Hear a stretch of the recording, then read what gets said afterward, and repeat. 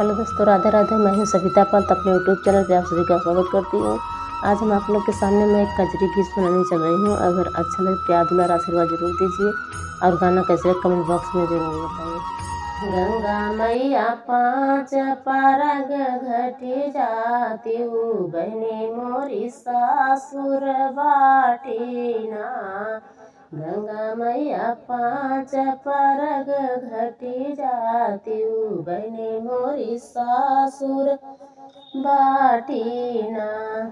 आंगन बैठी मोरी माया जरो आई, आंगन बैठी मोरी माया जीरो मई। के कर बिना हम बनाई गुड़ियावा, बेटी मोरी सासुर बाटी ना।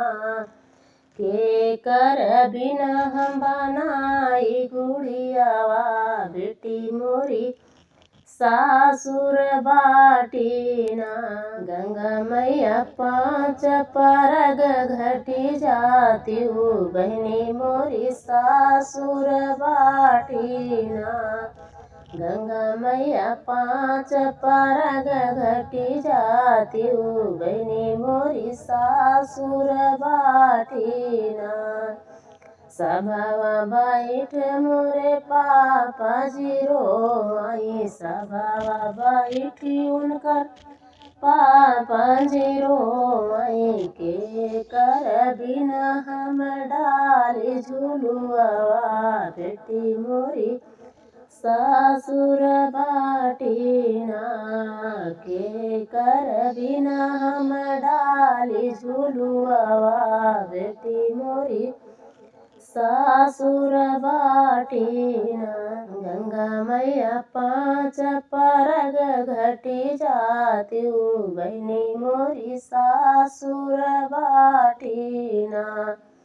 गंगा मैया पाँच परग घटी जाती हूँ, बहनी मोरी सासुर बाटी ना। दुआर बैठ उनकर चाची जरो आई, दुआर बैठ उनकर चाची जीरो आई।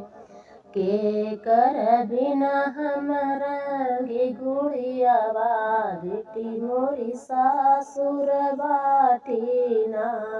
गंगा मैया पाँच परग घटी जाती हूँ, बहनी मोरी सासुर बाटी।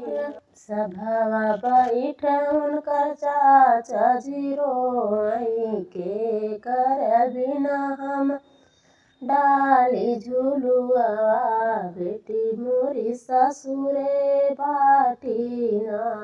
पाँच परग घटी जातू मैया, बहनी मोरी सासुर बाटी ना।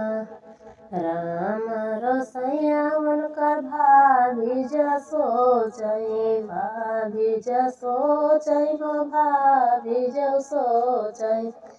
के कर बिना हम बनाई जवानवा, ननदी मोरी सासुर बाटी ना।